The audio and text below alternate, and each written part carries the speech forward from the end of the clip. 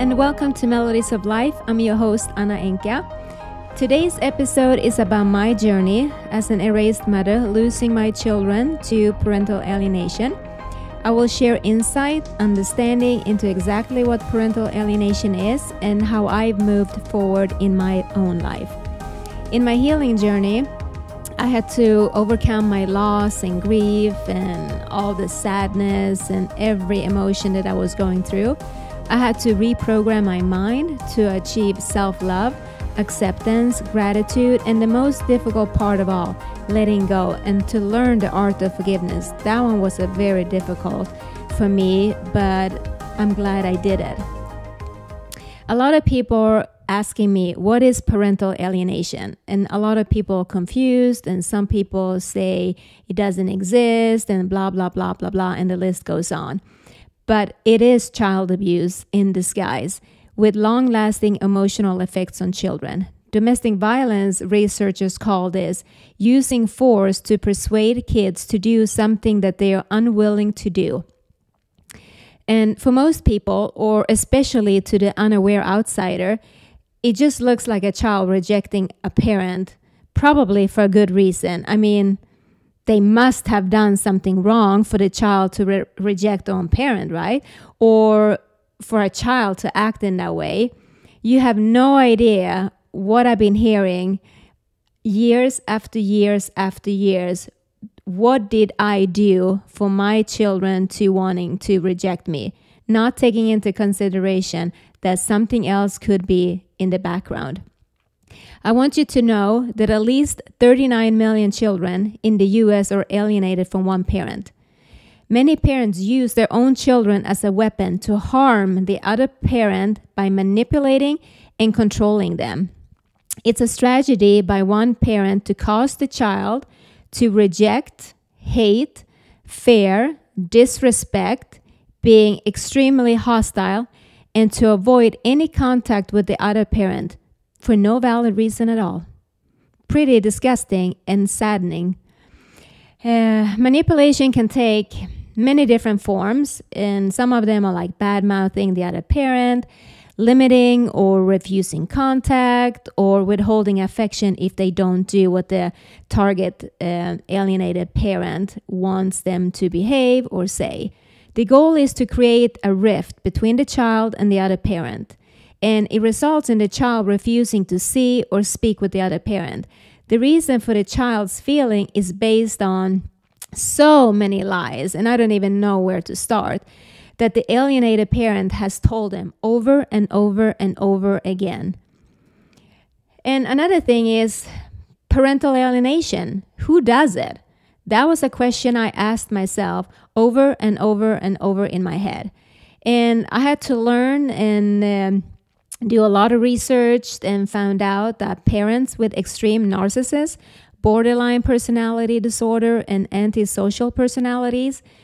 And unfortunately, these disorders are often denied by the parents, so they don't seek medical health treatment to mitigate their behaviors. They also accuse the other parent of being mentally ill and she's danger to herself and engaging in behaviors such as gaslighting. It's crazy. And I don't even know where to begin how to explain this roller coaster.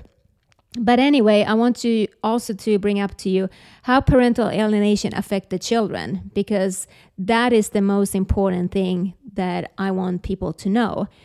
They experience increased anger.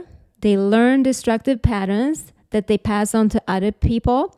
They take on skewed views of reality and become prone to lying about others. They become combative with others due to learning it's us versus them mentality. And they see things as very, very black and white. And they lack empathy, most of all. At some point, the child completely adopts the alienated parent's viewpoint about the other parent. The rejection of a parent is associated with many negative consequences, like depression, anxiety, poor self-esteem, lack of trust in relationship, and self-defeating behavior. And not many people can understand how a good, loving parent can be so misrepresented in their own children, how they and so many other people can believe the untruthful story or understand how one parent can emotionally torture the other parent by using their own child as a leverage. Who does that? I mean, a healthy, normal person don't do that.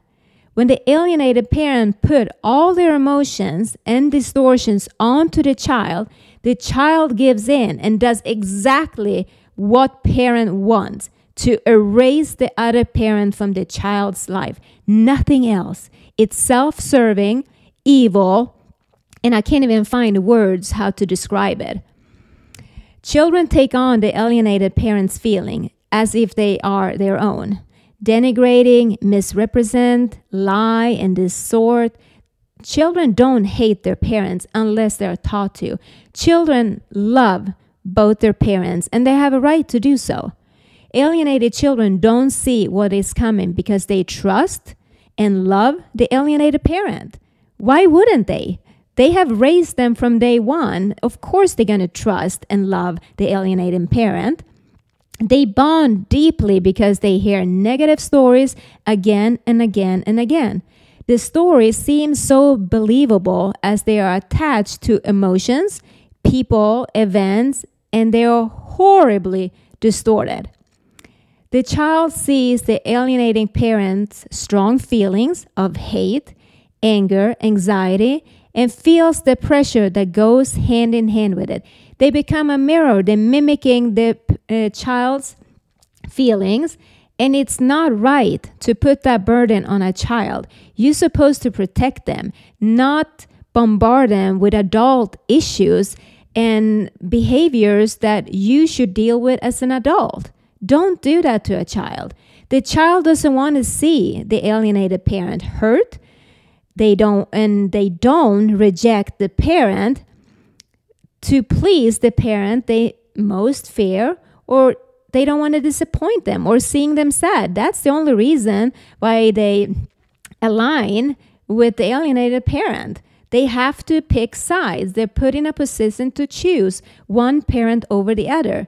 They become very protective of the alienated parent, and they will cling to that parent and do anything for that parent, even if that means lying to protect them. They become so bonded with this abuser. It's scary to see and witness.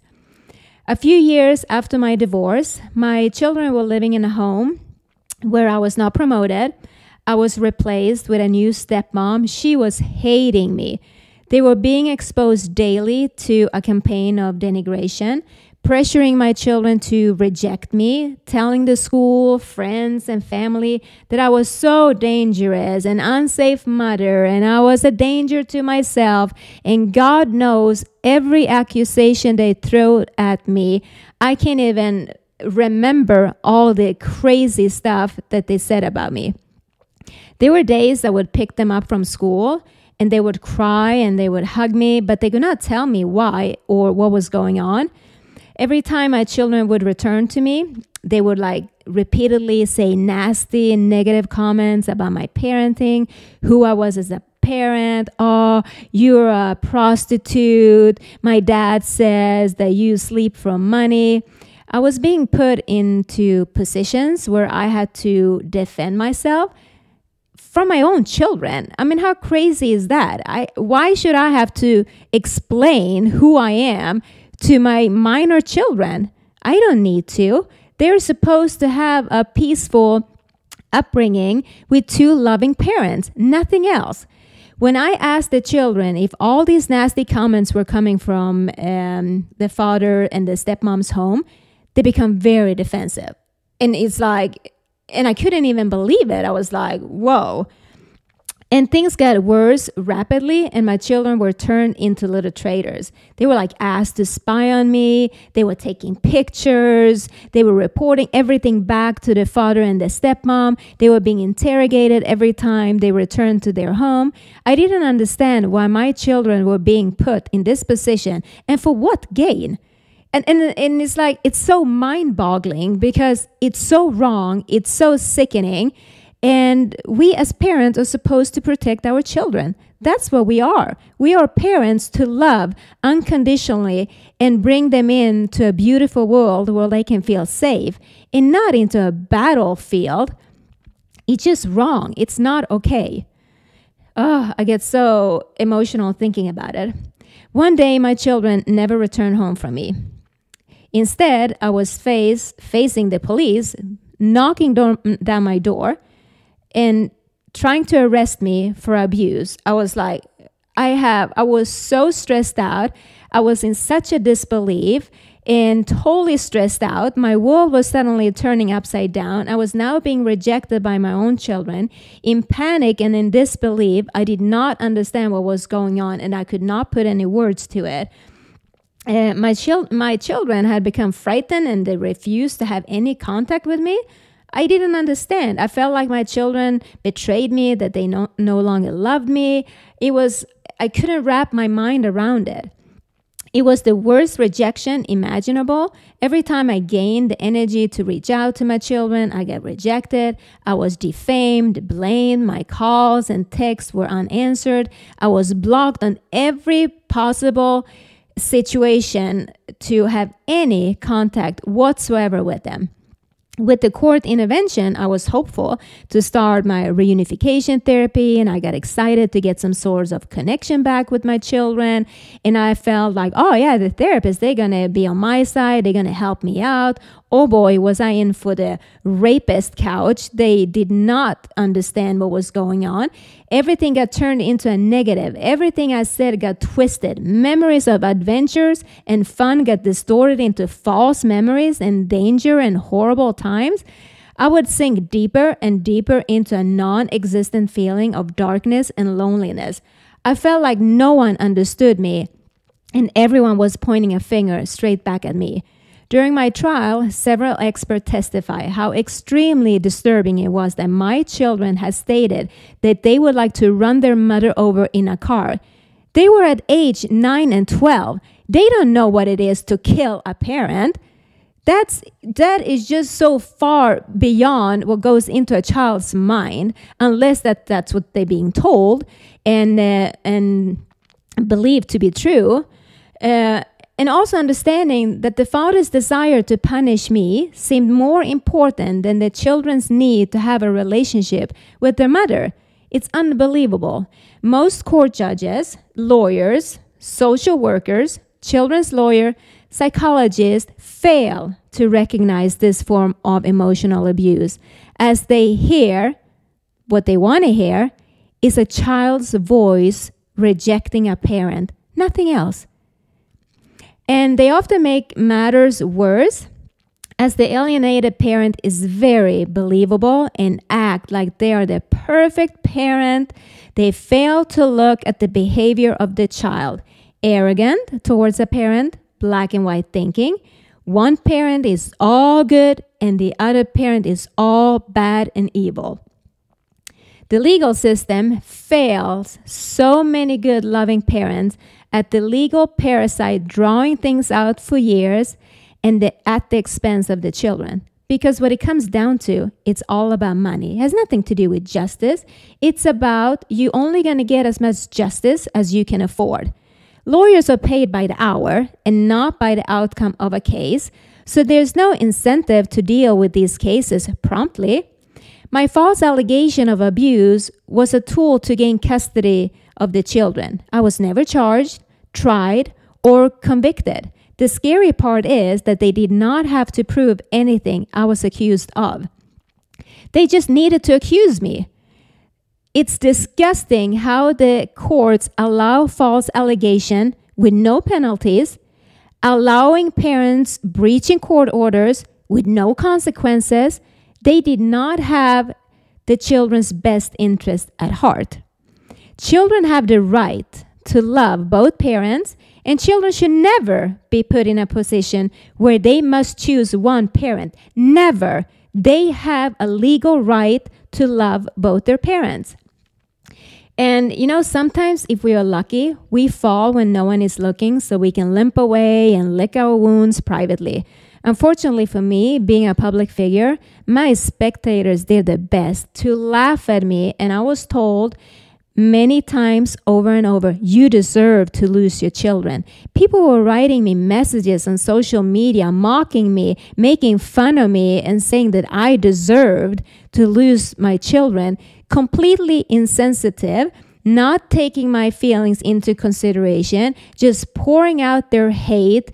And I was like so heartbroken and sad what people were doing to me in a situation when all I needed was to have support, understanding, and love. But a few friends, they did not laugh. Instead, they rushed to help me and support me, but they had no idea how devastating and painful my experience was being erased out of my children's life. It was a very hard pill for me to swallow and a very difficult lesson for me to learn. I asked myself many times, did I need to experience death of my children for me to become a better person? Did I need to be rejected and dishonored so I could have a greater purpose in life? Those are the questions I have asked myself many, many times. I have not seen my children for many, many years now. Last time was when my son was 9 and my daughter was 12. They're both adults now, and I don't know if they're listening to this podcast or not. And if they do, I just have some few words I want to say to them. It's my love letter to them.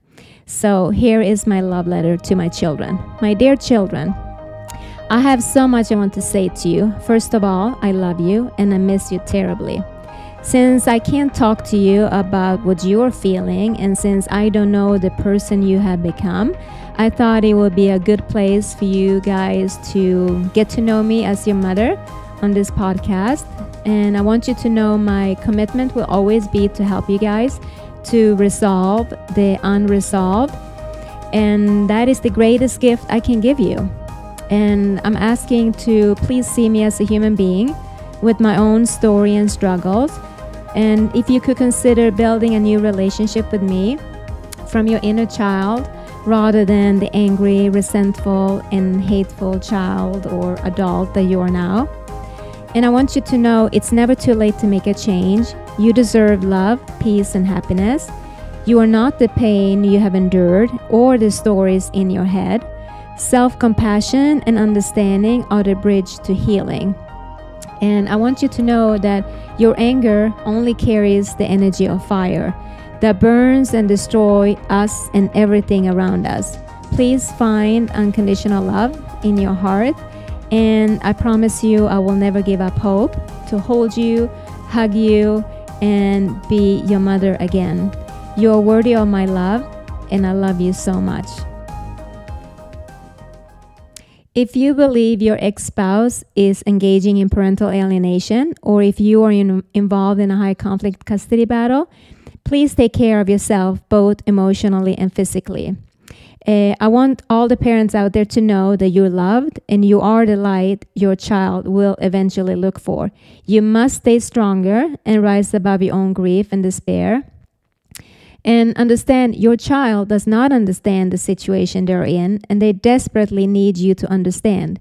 In my next episode, I will share my healing journey, managing my emotions, overcoming my challenge, and how I neutralized my grief for my children, learning that no one is missing when we put them inside our hearts.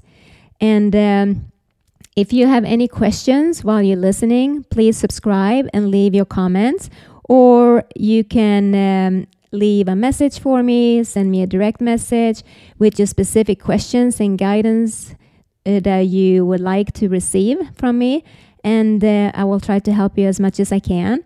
And please hit the subscribe button so you never miss an episode. And if you loved today's episode, please give me a review.